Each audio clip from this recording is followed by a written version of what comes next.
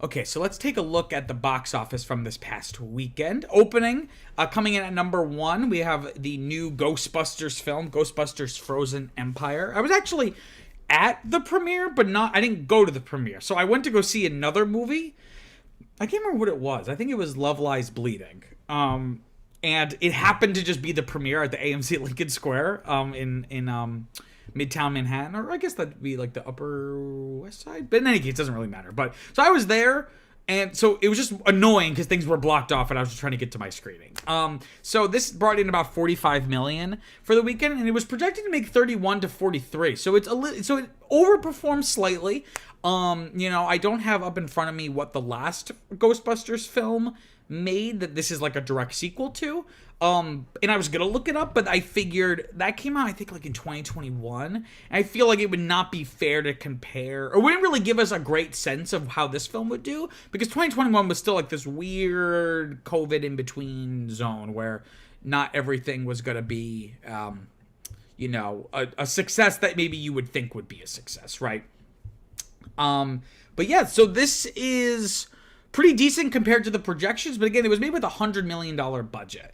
So it's going to be interesting. I haven't heard great things about it, so it's going to be interesting to see, if there's a big drop-off next week, or if it kind of holds out. I've never been a huge Ghostbusters fan. Like, I think I saw the original when I was a kid, and didn't really care about it even then.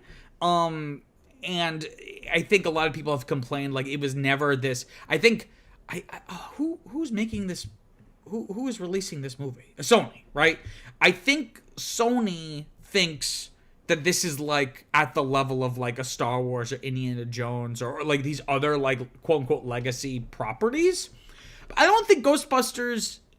Maybe this is like the millennial / Gen Z in me, and maybe some Gen X or boomers are gonna come out of the woodwork and be like, "No, are you insane?" I feel like Ghostbusters like was never in the same league as any of those other things that I think Sony wants it to be like, right? So they just keep trying this, and like trailers are always have like this weird reverence for Ghostbusters, which itself was very irreverent from what I remember.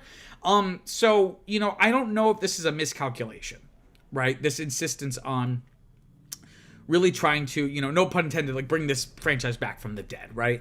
So it'll be interesting to see how this one does. From my understanding, this one is very nostalgia heavy, featuring, like Bill Murray and Dan Aykroyd, like a lot of the original cast, along with the newer cast, led off by like Paul Rudd and the what's his name? Finn Wolfhard, the guy from the boy, who I guess is now a guy, the man from Stranger Things. So yeah, and then just total from this past weekend, it's made about $62 million worldwide. So again, still has a long way to go before recouping its budget. Also opening this week at number 4 is the horror, kind of like Catholic horror film Immaculate, bringing in about $5.4 million for the weekend, and it was only made for I think like less than $10 million. So, if it can kind of have a semi-strong, just couple weeks, it'll be a fairly, decent return. And horror movies are always like this. That's the allure of horror movies, is that you make them really, really cheap, and if they hit, they really hit, and then that percent return is massive, right? I just have to make a little rant. I'm sorry. This has nothing to do with the box office, but so I have not seen the movie. I've heard it's okay, which, considering it looks awful, I think that's a plus, that it's just okay. I presume, so I believe the premise is that Sydney Sweeney plays a nun who conceives a virgin birth. And again, I don't know what plot twists ensue, whatever, but presumably the title is in reference to the Immaculate Conception. But the Immaculate Conception often has a lot of misconceptions about it, because people think it's about the conception of Jesus, but it's actually about the conception of Mary, and that she was sinless, so the Immaculate Conception. So I'm a little just annoyed that I would imagine this is called Immaculate because it's about like this virgin birth, which is not what the Immaculate Conception is about. But that's really neither here nor there. And then also opening this week at number 6, the horror movie Late Night with the Devil, bringing about $2.8 million. I was going to go see it last week, but I wasn't feeling well, so I'm going to try to see it hopefully in the next week or so. All I really know about it, in terms of what people have been talking about, is people are annoyed that some part of it used some kind of like AI art or something. So, take that for what you will. But this is a pretty modest opening. I'm not sure. I don't have right up in front of me what the budget was for this, but maybe this can have some legs or whatever. But again, a film like this, you don't expect to really make a bunch of money.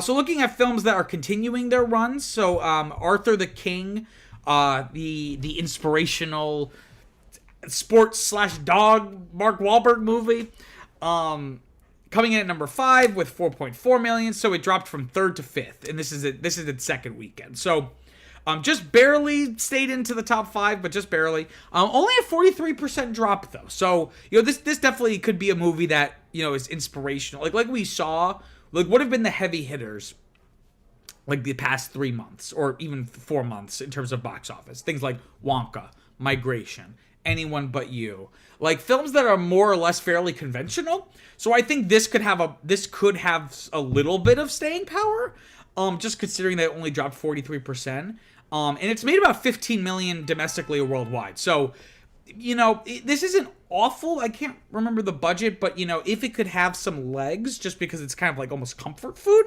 for moviegoers, it could end up being a surprise sleeper hit. But also, we're really, it's the end of March. We're about to move into April, and then so many big things are about to come out. I would, it would be very interesting to see how long it stays in the top 10.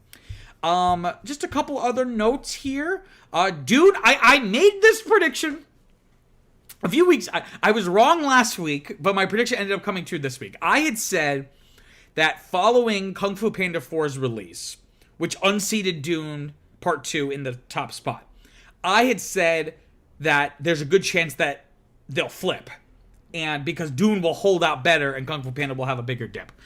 It did not come to pass last weekend, but here it is, happening now. Dune Part 2 holding second place in its 4th weekend, only a 38% drop, and this thing has made about $233 million domestically and $574 million worldwide. So this is already way more successful so far than the original, which again makes sense considering it came out in like that weird 2021 COVID, are we going to theaters, are we not going to theaters kind of moment. And hopefully, because again, if you've been watching this show, I think Dune Part 2 is amazing. So it couldn't happen to a better film. I just hope the success keeps going, and it kind of signals to both, not just the industry, but like Warner Brothers specifically, that like people like good movies. You know what I mean? They're not just like, you're not just like selling toothpaste. It is like an art form, right? And then the only other thing of note here is that we have Bob Marley, One Love. Speaking, we were talking about like with Arthur the King, something a little more conventional, but in a good way, at least in terms of its performance at the box office. Brought in about 1.1 million for the weekend. It dropped from 7th to 10th in its 6th frame. I think that reflects how more and more bigger blockbusters, the wrong word, but just bigger things that are going to eat away more of the market share. So that drop from 7th to 10th makes sense. But it's in the 6th frame, so it's been out for more than a month now. It had a 52% drop, but it's made about 95 million domestically and 173 million worldwide. Again, it's annoying, but people like conventional music biopics about famous people that they like. Or know. Not even like, just know. And again, by all accounts, from what I've heard, this movie is okay. It's very this like middle of the road. So it's interesting to see. Probably unless something happens, like one of these other films here, like Cabrini and Love Lies Bleeding, really have huge drops next week, which could happen. But I would not be surprised if Bob Marley exits the box office after this week. Just a comment here. Viviana writes, Dune 2 finally surpassed Kung Fu Panda 4. Yes, that's what I've been saying. I don't know if he made that comment before I said it or after, during, in any case, but yeah. So it's going to be interesting to see. Again, you're going to have stuff come out that's going to unseat stuff, and I feel like the next couple of months are going to be this constant game of musical chairs in terms of like what's going to have a bigger opening, but then what's going to have more staying power, right?